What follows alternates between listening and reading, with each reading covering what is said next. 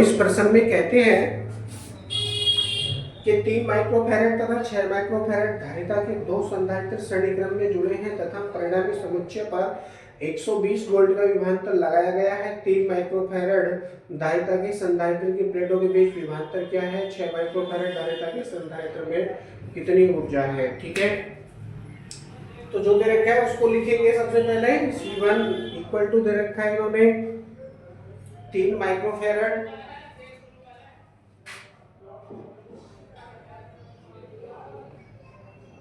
और C2 equal to दे रखा है इन्होंने 6 माइक्रोफैरड।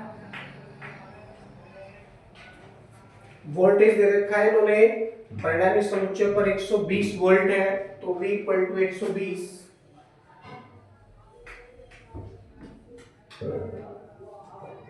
और ये भी बताया है इन्होंने कि दोनों संधारित्र श्रेणी क्रम में जुड़े हैं, तो इनकी सबसे पहले तुल्यकालिता याद करेंगे।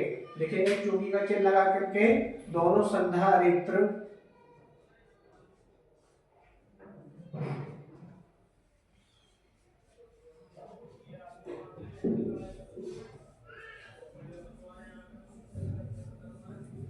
श्रेणी क्रम में जुड़े हैं।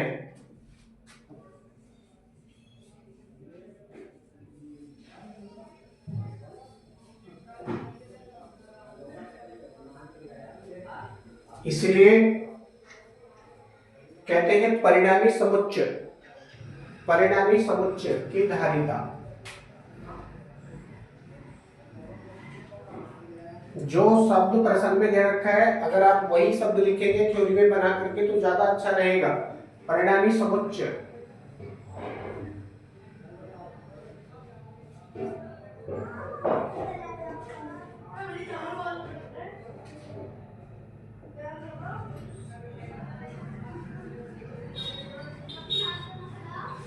धारिता हो जाएगा सूत्र 1/c equal to 1/c1 plus 1/c2।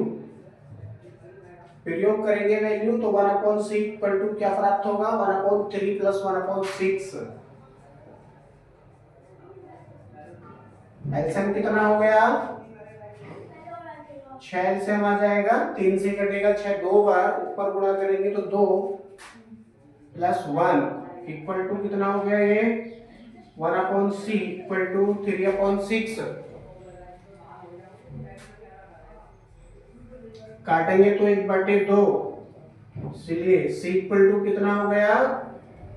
2 microfarad. यानी जो तुल्य धारिता है परिणामी समुच्चय की वो कितनी हो गई है?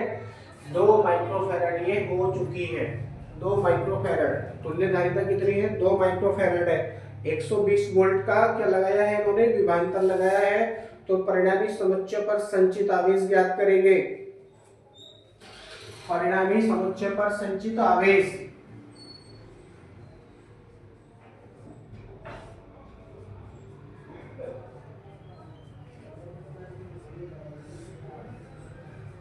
परिणामी समुच्चय पर संचित आवेश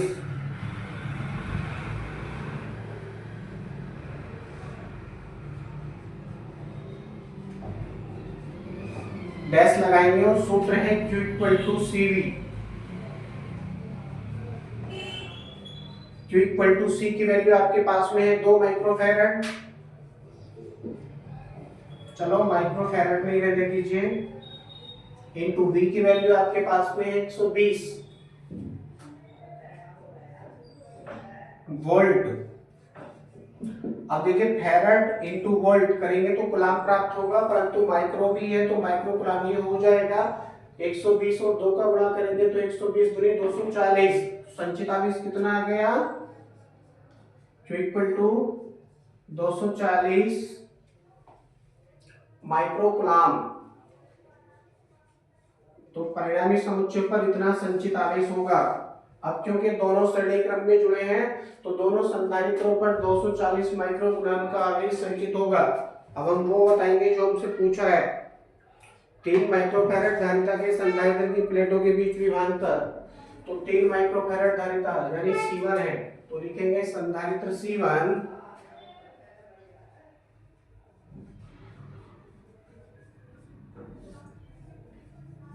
इक्वल टू 3 माइक्रोफैरड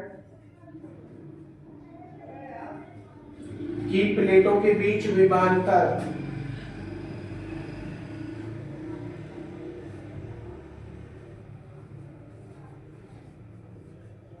प्लेटों के बीच विभवांतर, ये बात भूलना नहीं, क्योंकि श्रेणी क्रम में जुड़े हैं दोनों संधारित्र।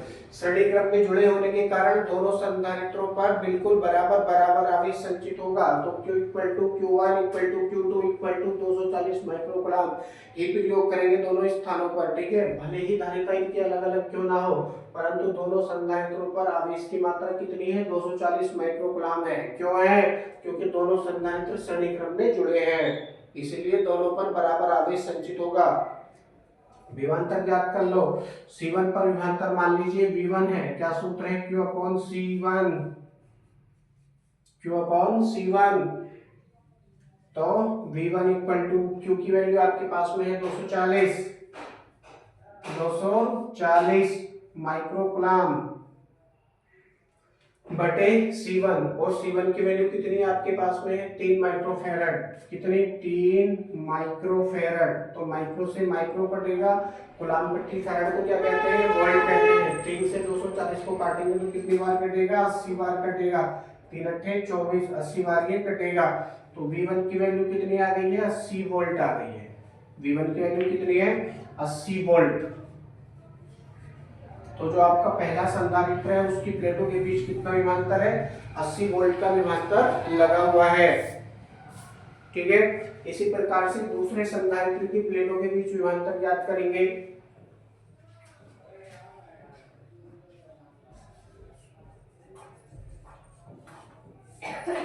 इसी प्रकार संधारित्र C2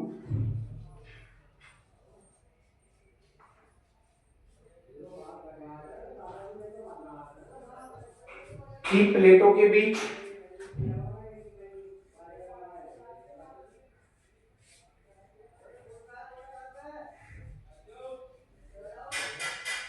विभवांतर ये कितना आएगा? आप अनुमान लगा सकते हैं, क्योंकि कुल वोल्टेज 120 है, जिसमें से 80 वोल्ट गया 3 माइक्रोफैरड वाले पर, जो बचा यानी 40 वोल्ट बचेगा वो जाएगा दूसरे संधारित्र पर, वो जाएगा दूसरे संधारित्र पर। तो वोल्टेज बता दो। तो V2 इक्वल टू क्या हो जाएगा? सेम सूत्र है, Q upon C2। Q upon C2 प्रयोग करेंगे वैल्यू, तो V2 इक्वल टू Q की वैल्यू आपके पास में है कितनी है? 240 माइक्रोकूलम बटे उसकी वैल्यू कितनी है? 6 microfarad.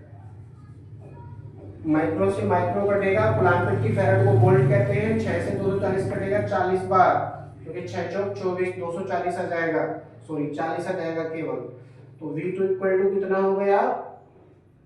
V2 equal to 40 volt. अब एक बात और ध्यान देंगे जरा, उत्तर की जांच कैसे करेंगे? उत्तर की जांच करेंगे V equal to V1 plus V2 के द्वारा। उत्तर की जांच करेंगे V equal to V1 plus V2 से। तो V की वैल्यू 120 दे रखी है, V1 की वैल्यू है हमारे पास 80 वोल्ट, प्लस इसकी वैल्यू है 40। तो 80 और 40 कितना हो गया? 120। अगर दोनों तरफ बराबर है तो उत्तर हमारा सही है, अगर दोनों तरफ बराबर नहीं है तो कहीं ना कहीं मिस्टेक है, दोबारा चेक कर लो। ठीक है, तो V1 की वैल्यू कितनी प्राप्त हुई? 80 वोल्ट, और V2 की वैल्यू कितनी प्राप्त हुई है? 40 वोल्ट। ठीक है, इस प्रकार से ये वैल्यू हमने प्राप्त कर ली।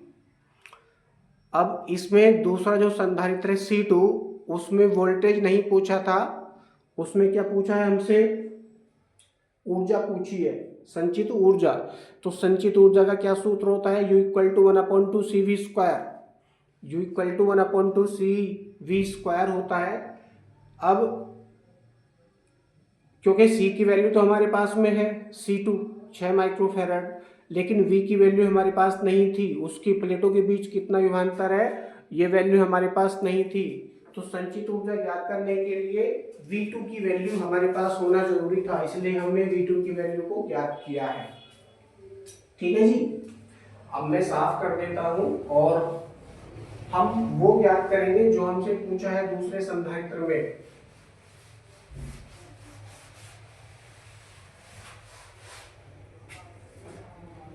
लिखेंगे संधारित्र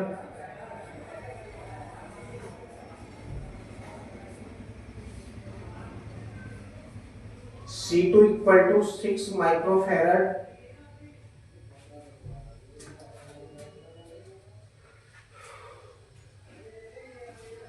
में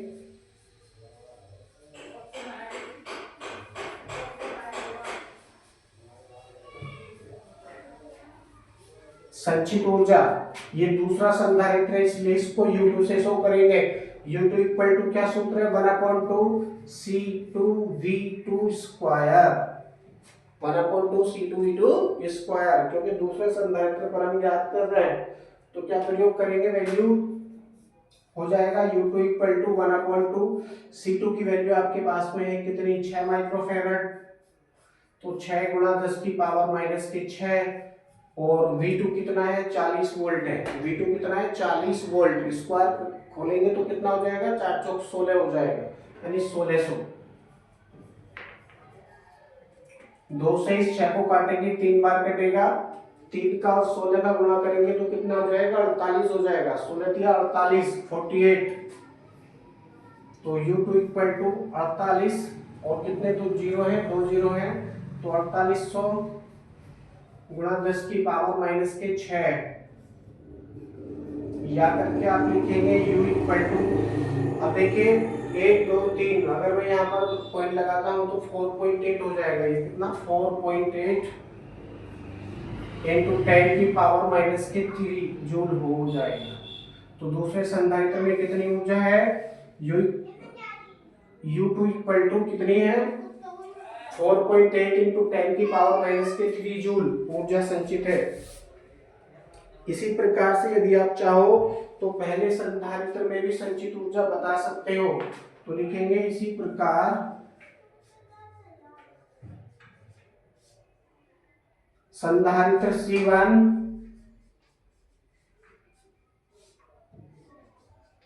इक्वल टू 3 माइक्रोफैरड में संचित ऊर्जा,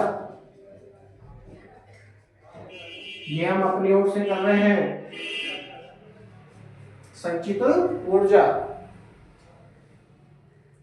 क्या हो जाएगा सूत्र U1 equal to 1/2 C1V1 square, करेंगे तो क्या प्राप्त होगा U1 equal to 1/2 into C1 की वैल्यू आपके पास में 3 माइक्रोफैरड, तो 3 इंटू 10 की पावर माइनस के 6 इंटू V1 की वैल्यू कितनी है हमारे पास है 80 और स्क्वायर है तो 8 कितना हो जाएगा 64, एक जीरो है तो स्क्वायर के बाद में कितने हो जाएंगे 2 जीरो, 6400 हो जाएगा, ये कितना 6400।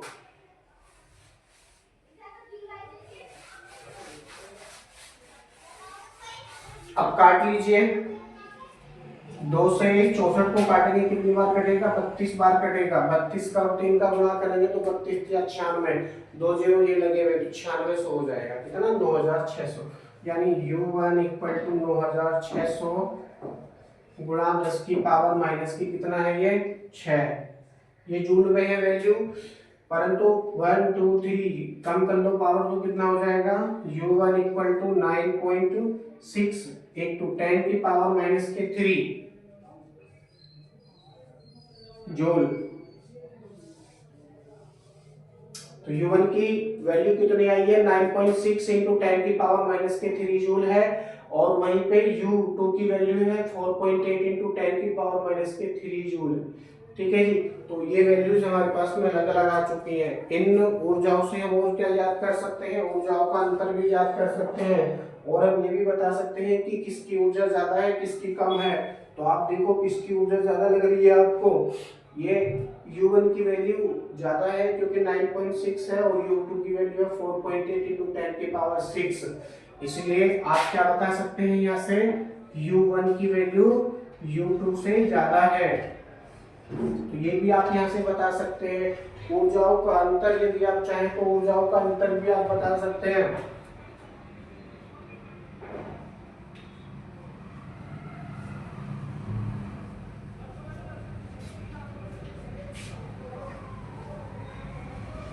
ऊर्जाओं का अंतर यदि आप बताना चाहो तो क्या हो जाएगा, U इक्वल टू ज्यादा में से कम वाला यानी घटा देंगे U1 minus U2 equal to कितना हो जाएगा ये 9.6 माइनस 4.8 और बाहर कितना कॉमन किया 10 की पावर माइनस के 3 तो 9.6 में से 4.8 यदि माइनस करेंगे तो बचेगा केवल 4.8 इसलिए U इक्वल टू क्या हो जाएगा 4.8 इंटू 10 की पावर माइनस के 3 जूल। ठीक है, ऊर्जाओं का अंतर तो आ गया इतना। ऊर्जाओं का योगफल यदि कहें तो जोड़ देंगे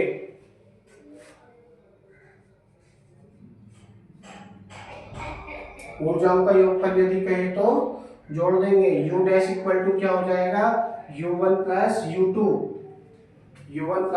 U2 जोड़ेंगे तो कितना प्राप्त होगा 9.6 में और 48 जोड़ेंगे कितना हो जाएगा 48 96 48 क्या कितने हो गए 144 यानी 14.4 हो जाएगा। U डैश इक्वल टू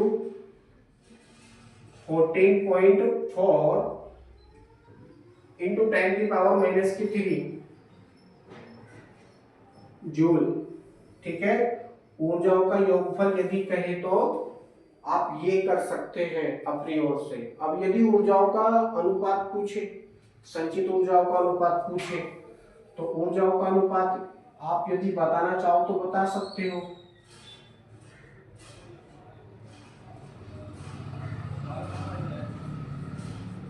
ऊर्जाओं का अनुपात क्या हो जाएगा U1 अपॉन U2 कर लो।